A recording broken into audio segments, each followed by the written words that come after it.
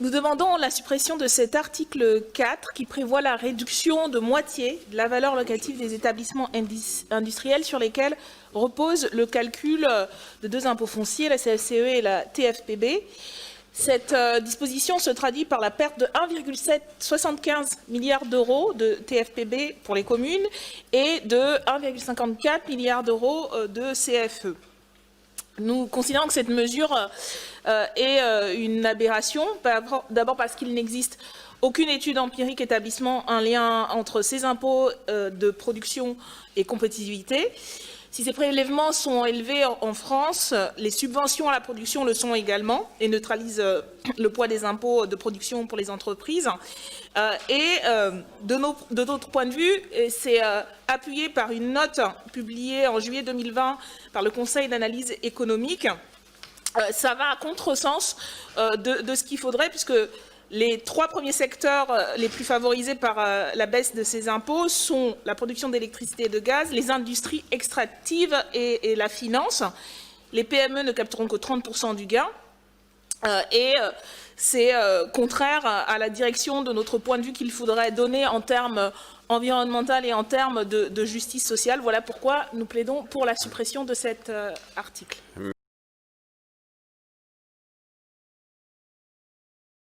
C'est un amendement de demande de suppression de l'article qui neutralise temporairement l'imposition des plus-values issues de la réévaluation d'actifs par les entreprises. En effet, si la crise sanitaire a plongé des centaines de milliers d'entreprises dans de graves difficultés, notamment les plus petites d'entre elles, et qu'il est nécessaire, légitime, de les aider quand elles sont en manque de trésorerie, notamment pour pérenniser l'emploi, cette mesure, de notre point de vue, ne répond pas véritablement à la situation, en tout cas suffisamment, puisqu'elle ne fait aucune distinction entre entreprises, que ce soit par secteur, taille ou santé financière, et elle risque ainsi de profiter à des entreprises qui n'en ont pas en vérité besoin, puisqu'elles ont par ailleurs les moyens de faire face, et ça va priver l'État de ressources financières.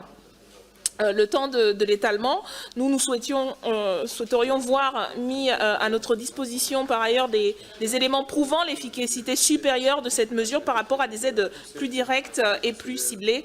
Voilà pourquoi nous demandons la suppression de l'article. Article 6, Madame Obono, le 845.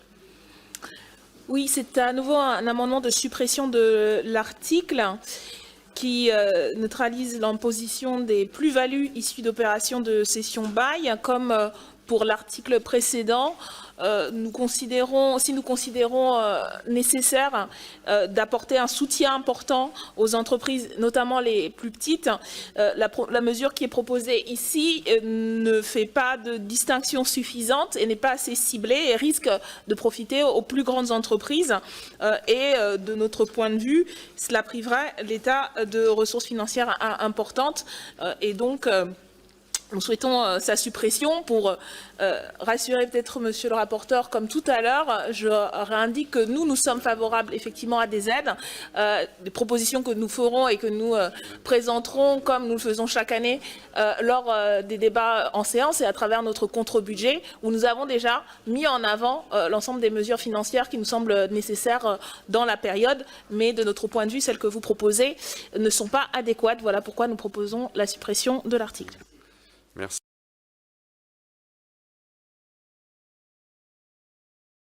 Le 999, Madame Obono. Oui, c'est un amendement qui vise à la suppression du crédit impôt recherche, le CIR, avec la transformation du CICE, le crédit impôt compétitivité emploi, supposément, en baisse de cotisation. Le CIR est devenu en 2020 la première dépense fiscale du budget de l'État avec un coût qui dépasse 6 milliards d'euros. Pour quel résultat? Plafonné au niveau d'une filiale mais pas au niveau du groupe. Il est souvent utilisé dans les montages d'évasion fiscale. Les groupes l'utilisent puis cèdent leur brevet à une de leurs filiales établies dans un paradis fiscal et déduisent ainsi des redevances de leurs bénéfices imposables en France. En outre, le dispositif souffre d'une trop inégale répartition. En 2015, sur 14 000 entreprises ayant bénéficié du crédit d'impôt recherche, 42 grandes entreprises, soit 0,3% des bénéficiaires, se sont accaparées à elles seules 31% des créances. Pourtant, un rapport sénatorial montrait que 80% des créations d'emplois en recherche et développement se faisaient dans des entreprises de moins 500 salariés. On pourrait citer le cas récent de Nokia, qui montre et qui exemplifie tous les dysfonctionnements de ce dispositif. Le groupe veut supprimer 1233 postes en France, à 83% dans la recherche et le développement, alors qu'il a touché 273 millions d'euros de CIR en 2016 et 2019. Le fait que Nokia maintienne 5 filiales différentes en France lui a notamment permis de bénéficier de 30 millions d'euros de CIR supplémentaires en 2019. Et avec tout ça, le produit des recherches ne profite même pas au pays, puisque tous les brevets de sa filiale Nokia Bell Labs France, un laboratoire de pointe, abondent désormais une filière internationale. Pour toutes ces raisons et encore bien d'autres, nous proposons sa suppression.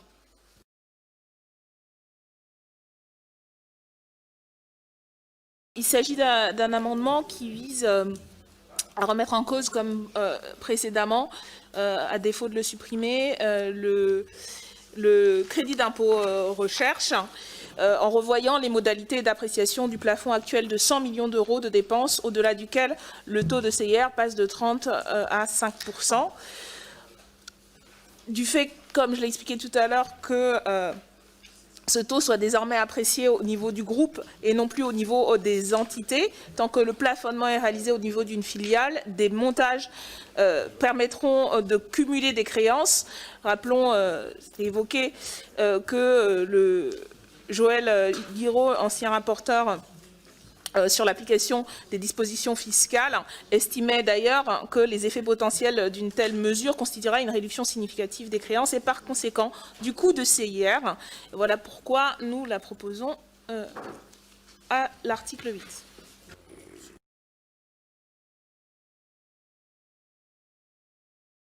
Madame Obono, le 1010.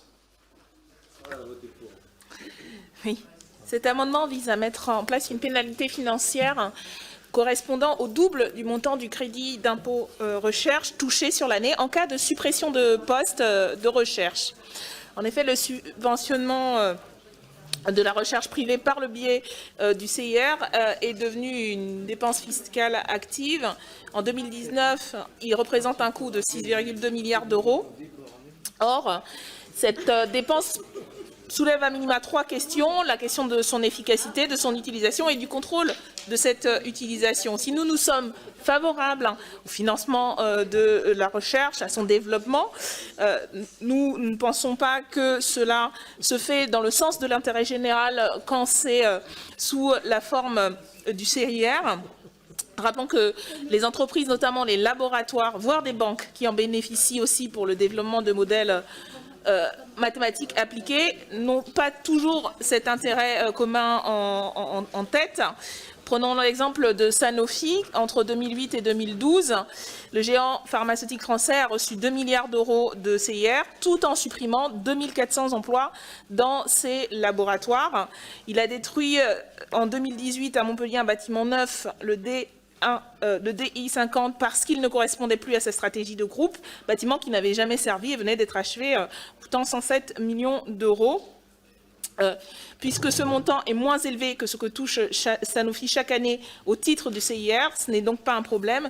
Et voilà pourquoi nous pensons qu'il faut absolument relever les sanctions, créer des sanctions en cas de contradiction flagrante avec ce à quoi est censé servir cet impôt recherche, ce crédit d'impôt recherche, quand les entreprises font exactement le contraire. Merci. Oui, un nouvel amendement dans le sens du précédent, mais qui peut-être sera considéré un peu moins brutal par monsieur le rapporteur, puisqu'il s'agit de mettre en place une pénalité financière correspondant du montant du crédit d'impôt recherche perçu, majoré de 10% en cas de licenciement.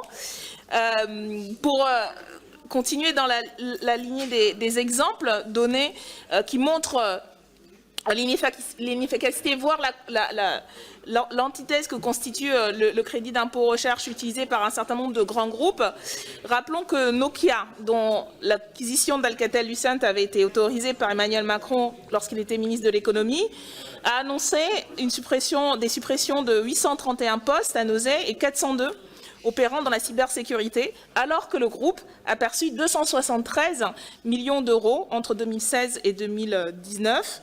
On pourrait évoquer Auchan et sa perception des CICE à hauteur de 500 millions d'euros en 2019, annonçant la suppression de 1500 postes. C'est dans le même ordre d'idées que pour le CIR. Nous avons des entreprises qui font le contraire de ce qu'elles prétendent faire, avec un coût énorme pour les finances publiques et une inefficacité patente, puisque en fait on subventionne les licenciements. Donc nous proposons de punir ces comportements en exigeant le remboursement du CIR perçu majoré de 10%. Merci.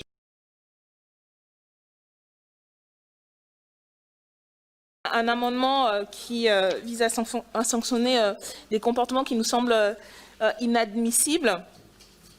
Nous souhaitons qu'en cas de non-respect des obligations, il y ait une sanction financière des entreprises.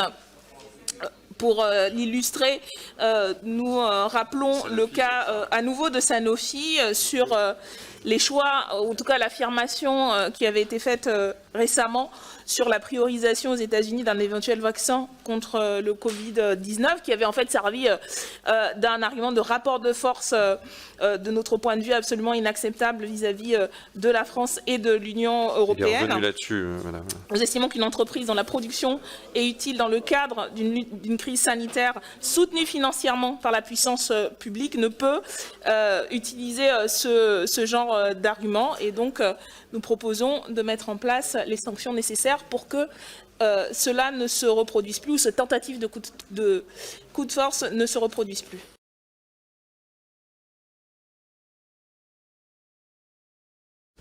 C'est un amendement qui propose la suppression du prélèvement forfaitaire unique pour les revenus du capital.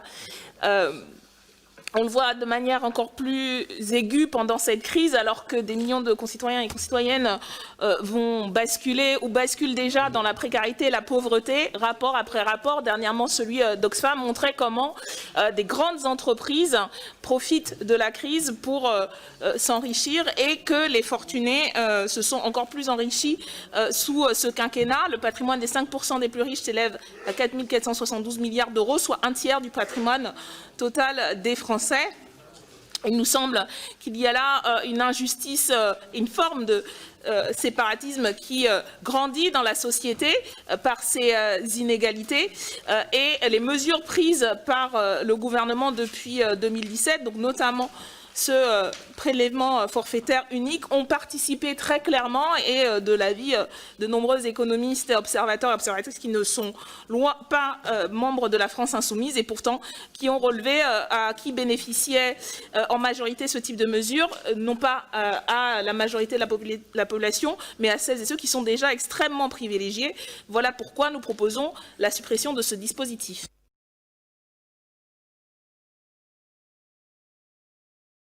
Madame Obono, le 1083. Oui, je vais présenter également le 1078, puisqu'il concerne la même proposition qui vise à une taxation des dividendes. En effet, alors que le gouvernement est habilité à prendre une ordonnance pour modifier les règles de distribution des bénéfices et de versement des dividendes, le ministre de l'économie s'est contenté d'inviter pudiquement les entreprises à faire preuve de modération, et il faut noter, je pense à son grand désarroi, qu'il n'a pas été entendu. Vivendi a recouru au chômage partiel très fortement, ce qui ne l'a pas empêché de verser 697 millions d'euros de dividendes, et d'autres grandes entreprises du CAC 40 se sont illustrées de la sorte. J'évoquais tout à l'heure les rapports, donc notamment ceux d'Oxfam, qui confirment cette tendance au versement des dividendes en période de crise et de pandémie, alors que la puissance publique donne énormément et a beaucoup donné sans conditionnement des aides aux très grandes entreprises.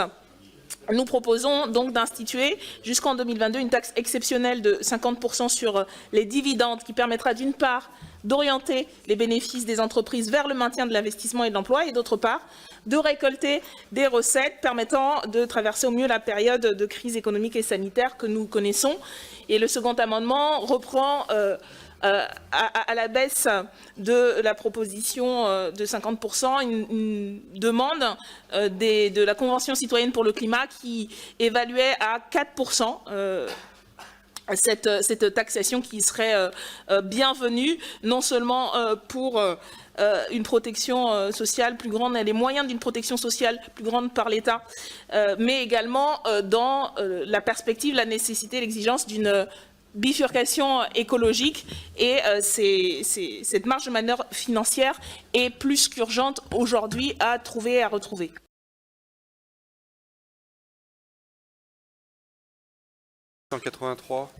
Oui, cet amendement 883 propose la suppression de l'abattement de 40% sur les dividendes.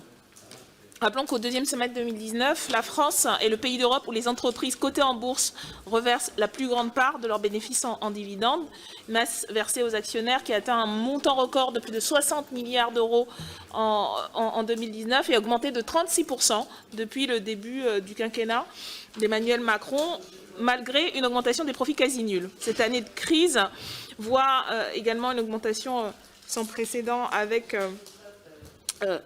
comme résultat indiqué par l'ONG Oxfam, 37 milliards qui ont été distribués. Cet accaparement par le capital de la richesse créée par le travail, les salariés, contribue à une augmentation considérable, insupportable des inégalités en France et dans le monde, et des inégalités que la politique menée par le gouvernement ne font qu'aggraver. Et au regard de ces éléments, de notre point de vue, on ne peut justifier l'accroissement supplémentaire de ces processus causés par notamment l'abattement de 40% sur les dividendes. Voilà pourquoi nous proposons de supprimer ce dispositif.